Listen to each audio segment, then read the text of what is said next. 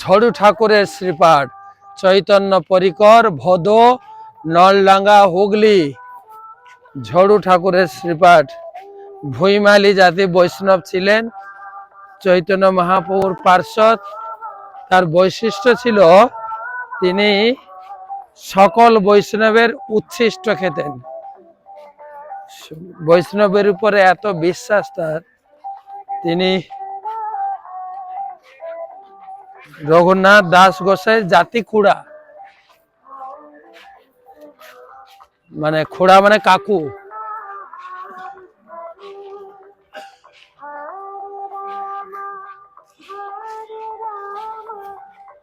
রঘুনাথ দাসের দেহ হয় জাতি খুড়া, বৈষ্ণব উচ্ছিষ্ট খাইতে দেহ হইল বুড়া। গৌড় দেশে যত হয় বৈষ্ণবের গণ, সবার উচ্ছিষ্ট দেহ করিল ভক্ষণ। ব্রাহ্মণ বৈষ্ণব যত ছোট বড় হয়, উত্তম বস্তু ভেষ লইয়া তার ঠাই যায়। তো তিনি বৈষ্ণবের উপরে এত বিশ্বাস, চৈতন্য মহাপ্রভুর পার্ষদ, সকলের উচ্ছিষ্ট খেয়েছে। সেই ঝড়ু ঠাকুরের শ্রীপাঠে এলাম। আরো বিস্তারিত চলুন ভিতরে বসে শোনাবো। ভিতরে গোসাই পিছনে সমাধি আছে ঝড়ু গোসাইয়ের। এই সমাধিতে ওইখানে একটা কুড়ে ঘর করে বসে সাধনা ভোজনা ওইখানে করতেন। তারপরে ওনার স্বপ্নাদেশ যে আমাকে এখানে প্রতিষ্ঠা করো। তখন বলে আমি কার জায়গায় প্রতিষ্ঠা করব প্রভু? আমি তো একটা অপরের জায়গাতে কুড়ে ঘর করে তো আমি তো এইখানেই তো আপনার নাম গান সাধন ভোজন করছি। বলো সব ঠিক হয়ে যাবে, তুমি চেষ্টা করো। এইসব 600 বছর আগে এইসব জমি জায়গা যা ছিল সেই বর্ধমান রাজার আমলে সব, ওখান থেকে না এখানে খাজনাত আছে মোগল সাম্রাজ্যের আমলে।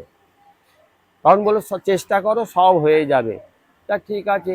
তখন ওই ঝড়ু গোসাইয়ের সঙ্গে যা সব ওনার শিষ্যরা ছিল 2-4 জন মিলে ওই বর্ধমান চলে যান। বর্ধমানে যাওয়ার গিয়ে রাজামশাইকে কাকুতি, কেউ তো চাইলে একটু জায়গা তো চট করে দেয় না। তখন সে কাকুতি মিনতি করতে যা হোক একটু জায়গা দিল। যে বলে হ্যাঁ আমি শুনেছি তুমি তো এই নিচের স্তরে আছো, তুমি এই উঁচু স্তরে তুমি ঘর বাড়ি করো, মন্দির তৈরি করো। তখন এই মন্দির তৈরি করতে আদেশ পেল। এবার আদেশ পাওয়ার পর তখন ওনাকে এইবার বলল রাজামশাইকে, বলে তাহলে প্রভু আর একটুখানি কাজ বাকি। তো বললো আবার কি কাজ? তুমি জায়গা চাইলে জায়গা দিলাম। বলে প্রভু আপনি তো আজকে জায়গা দিয়ে যাচ্ছেন, এর পরে যে আসবে সে তো আমাদের তাড়িয়ে দিতে পারে, তাহলে কি করতে হবে? বলে একটুখানি আমায় লিখে দিন। তবে আমরা যেই কজন এসেছি আমাদের সামনে লিখতে হবে না, আমাদের কারো নামে লিখতে হবে না। তখন ওই ঝোলা থেকে ওই রাধা রমন দরকার বলে রাধা রমন আর মদন গোপালের নামে একটু লিখে দিন। ওই মদন গোপাল আর রাধা রমনের নামে এই লিখে দিল। তারপর সেই ঝড়ু গোসাই এই মন্দির এখানে প্রতিষ্ঠা করলেন। রঘুনাথ দাস গোস্বামীর খুড়ো জ্ঞাতি খুড়ো কালিদাস এখানে আসতেন ওই ঝড়ু গোসাইয়ের উচ্ছিষ্ট প্রসাদ সেবা করার জন্য। তখন বললো আমি কি করে, আমি তো জেনে শুনে তো আপনাকে প্রসাদ দিতে পারবো না। তা আপনি এক কাজ করুন, আমি সব দিচ্ছি। তা তখন চাল ডাল সব দেওয়া হচ্ছে, আপনি রন্ধন করুন, করে সেবা ভোগ প্রসাদ সবাই পাবে। উনি সেটা মনোপুত না, ওনার উচ্ছিষ্ট প্রসাদ উনি সেবা করতে চান। তখন উনি করলেন কি, কালিদাস একদিন আম এনেছেন। এইবার আম নিয়ে এসে তখন এখানে ঝড়ু গোসাই ছিলেন না। তখন বললো তাহলে কি হবে? তখন ওই আম নিয়ে তখন রেখে দিল। দিয়ে এবার ঝড়ু গোসাই এলে, বললো আম কে এনেছে? বললো কালিদাস দিয়ে গেছে আম। তখন ওই আম নিয়ে সব দুপুরবেলা সব ভগবানের প্রসাদ সেবা করা হলো, সেবা দেওয়া হলো। সেবা দিয়ে সবাই সেবা করলো, করে তখন কালিদাস কিন্তু লুকিয়ে লুকিয়ে বেড়াচ্ছে, উনি সামনে আসেননি। তখন এইবার ওই গিয়ে ওই সামনে সান বাঁধানো পুকুর আছে, নদী আছে, সরস্বতী নদী আর পুকুর আছে। ওই পুকুরে গিয়ে সব উচ্ছিষ্ট প্রসাদ সব দিয়ে ফেলে দিয়ে পাশে দিয়ে তখন হাত পা ধুয়ে উঠে চলে আসছে। এখন সব উপরে উঠে চলে এসেছে হাত পা দিয়ে।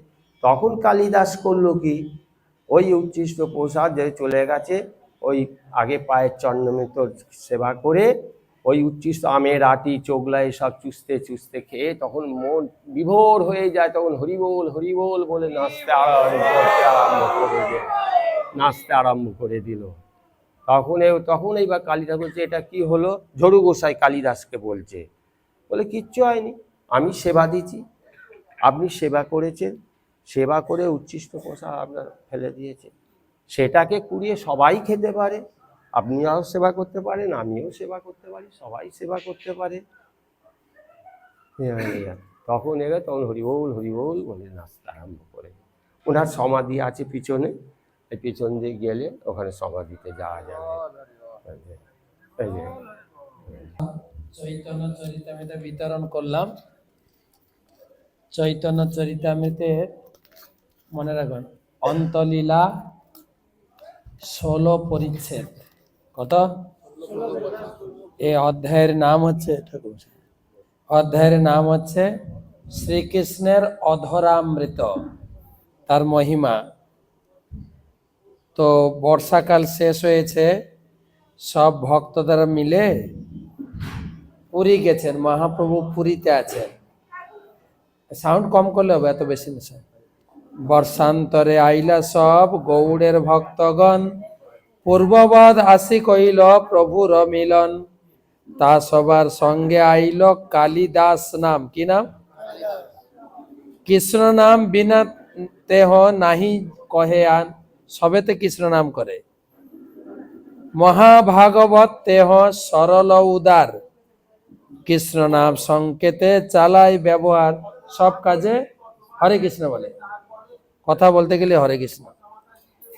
কৌতুকে তেহ যদি পাশক চালায়, পাশা খেলতে, হরে কৃষ্ণ কৃষ্ণ করি পাশক চালায়, পাশার গুটিটাও হরে কৃষ্ণ বলে চালাতেন।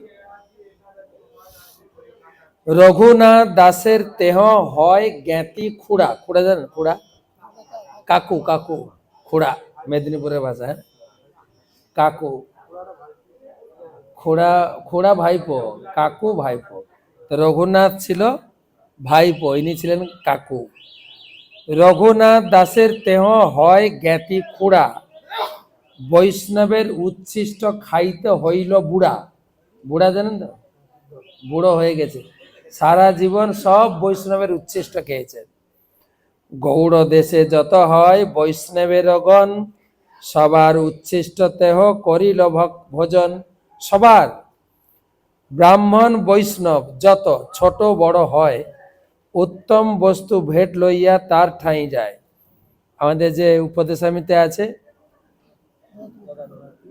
ভুংতে ভজয়েতে, তো যেখানে যেতেন শুধু উচ্ছিষ্ট খেতেন না, কিছু নিয়ে যেতেন, ভেট দিতেন, তারপর উচ্ছিষ্ট খেয়ে আসতেন। তো বলছেন ব্রাহ্মণ বৈষ্ণব যত ছোট বড় হয়, উত্তম বস্তু ভেট লইয়া তার ঠাঁই যায়। তার ঠাঁই শেষ পাত্র লয়ে নমাগিয়া, কাহা না পায় তবে রহে লুকাইয়া। শেষ পাত্র মানে উচ্ছিষ্ট, খাওয়ার পরে পাতাটা নিয়ে চাটতেন, আর যে দিত না তার বাড়ির কাছে লুকিয়ে থাকতেন। ভোজন করিলে পাত্র ফেলাইয়া যায়, লুকাইয়া সেই পাত্র আনি চাটি খায়। না দিলে লুকিয়ে খেতেন। শূদ্র বৈষ্ণবের ঘরে যায় ভেট লইয়া, এই মতো তার উচ্ছিষ্ট খায় লুকাইয়া। ভৈমালি জাতি বৈষ্ণব ঝড়ু তার নাম, আম্রফল লইয়া তেহ গেলা তার স্থান। এটা ঝড়ু ঠাকুরের সেবার কালিদাস এখানে এসেছিলেন, কি নিয়ে এসেছিলেন? আম, পাকা আম নিয়ে এসেছিলেন।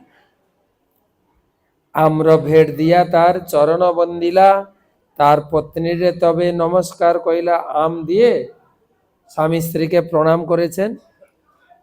পত্নী সহিত তেও আছেন বসিয়া, বহু সম্মান কইলা কালিদাসের দেখিয়া। ইষ্ট গোষ্ঠী কতক্ষণ করি তার সনে, ঝড়ু ঠাকুর কহে তারে মধুর বচনে।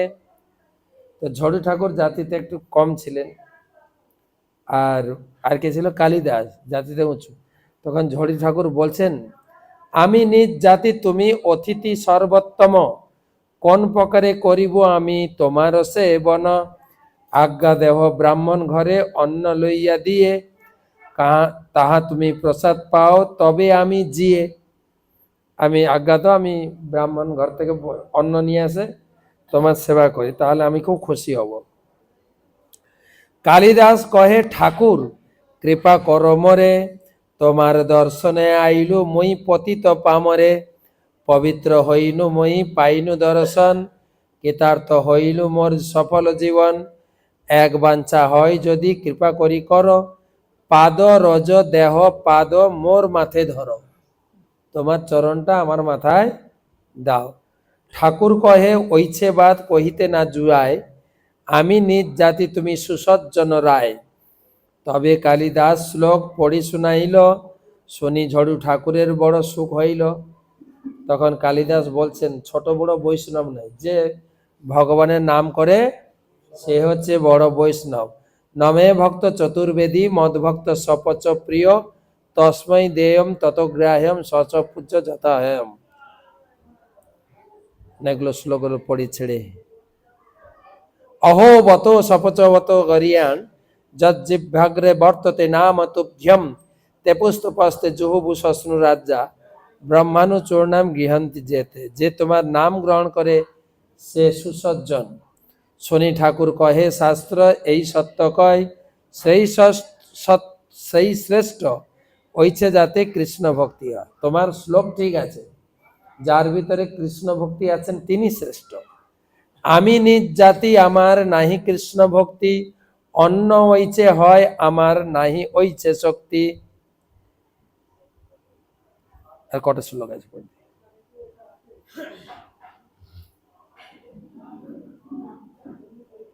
তারে নমস্কারী তারে নমস্করি কালী, দাস বিদায় মাগিলা। ঝড়ু ঠাকুর তবে তার অনুব্রজী হইলা। বলে বেশি হরি কথা বললে তার উচ্ছিষ্ট পাওয়া যাবে না, তো তাই তিনি প্রণাম করে বেরিয়ে যাচ্ছেন।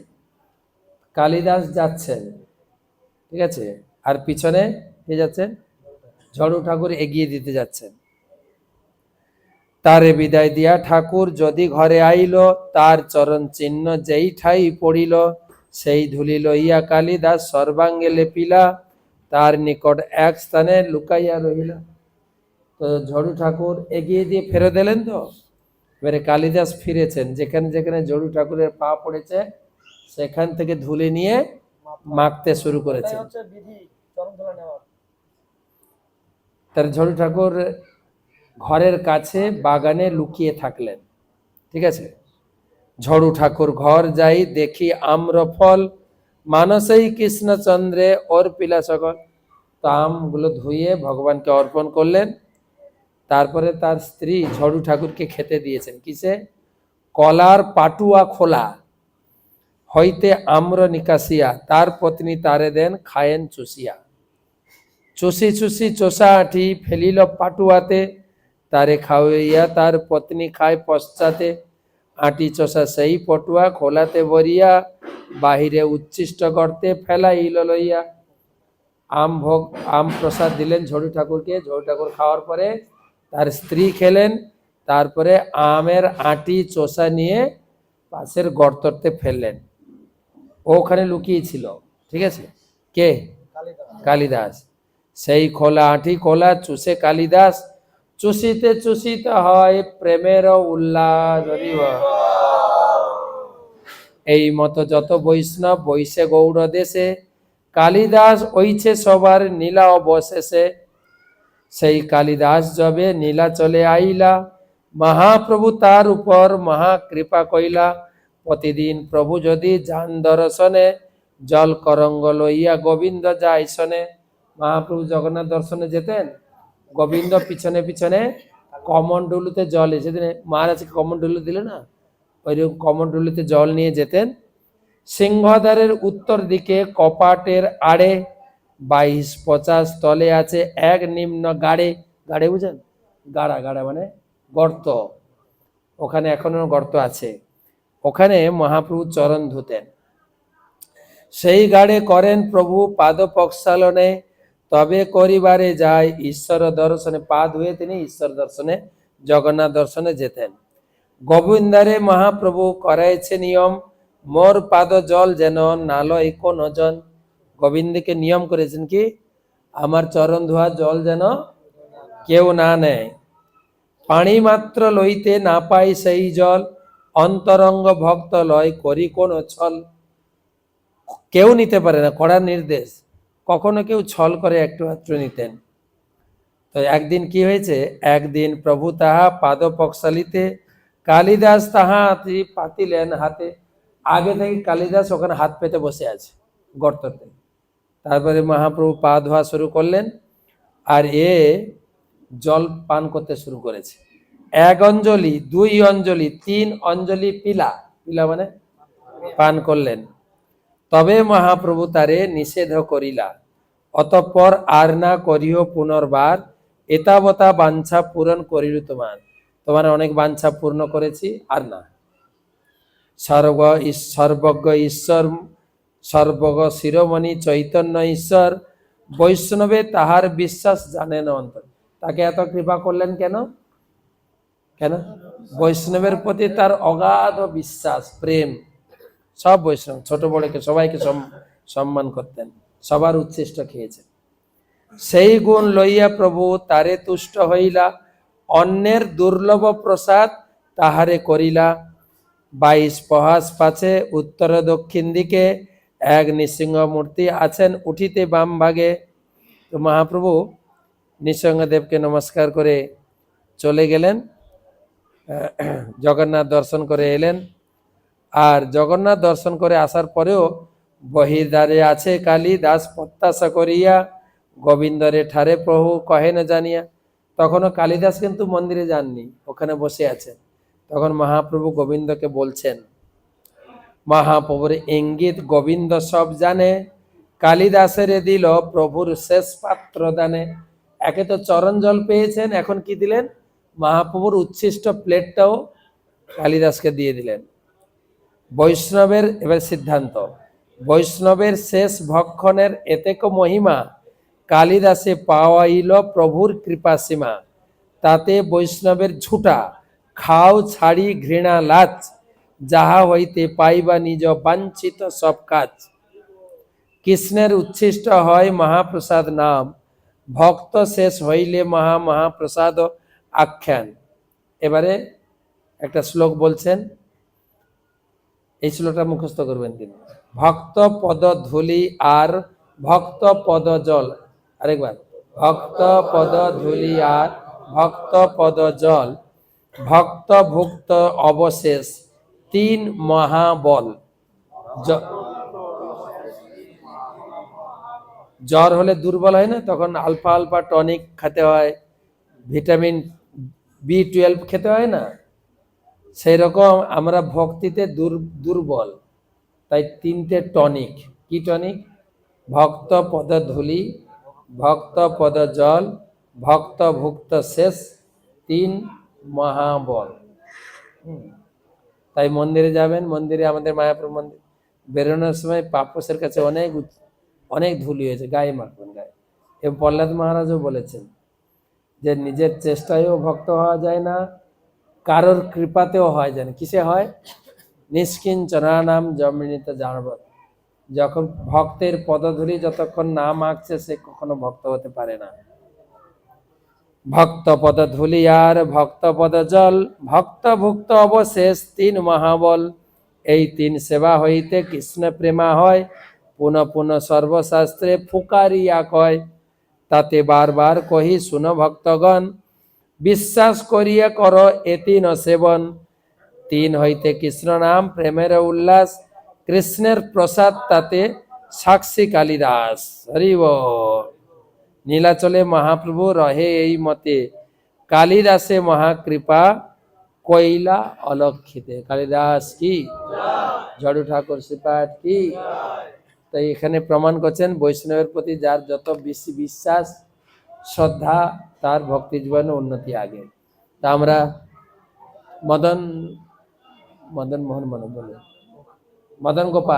গোপালজিও দর্শন করলেন। ভগবানের কাছে প্রার্থনা করি বৈষ্ণবের প্রতি যেন আমাদের কোনো প্রকারের অপরাধ বা অশ্রদ্ধা না জন্মায়। কেন হরি নামে ভগবানকে লাভ করা যাবে, কিন্তু হরিনামের কাছে একটা মহাপ্রভু ভাইরাস রেখে দিয়েছেন, বৈষ্ণব অপরাধ। নাম অপরাধের প্রথম অপরাধ হচ্ছে বৈষ্ণব অপরাধ। সেই বৈষ্ণব অপরাধ যেন না করি, বৈষ্ণবের প্রতি যেন পূর্ণ বিশ্বাস থাকে। ঠিক আছে, হরি বল। তো বৈষ্ণবের উচ্ছিষ্ট গ্রহণের মহিমা, তা আবার কাড়াকাড়ি করে না, কাড়াকাড়ি শুরু করেছে, কাড়াকাড়ি না, ওরকম না। কিরকম বলা হয়েছে, কিরকম? উচ্ছিষ্ট হলো, হ্যাঁ, যেখানে পাতা বলছে ওখানে চেটে চেটে খায়, গ্রামে। ব্যাস। বাঞ্ছা কল্পতরুভ্যশ্চ কৃপা সিন্ধু ভয়েবচ পতিতানাং পাবনেভ্যো বৈষ্ণবেভ্যো নমঃ। অনন্ত কোটি বৈষ্ণববৃন্দ কি জয়।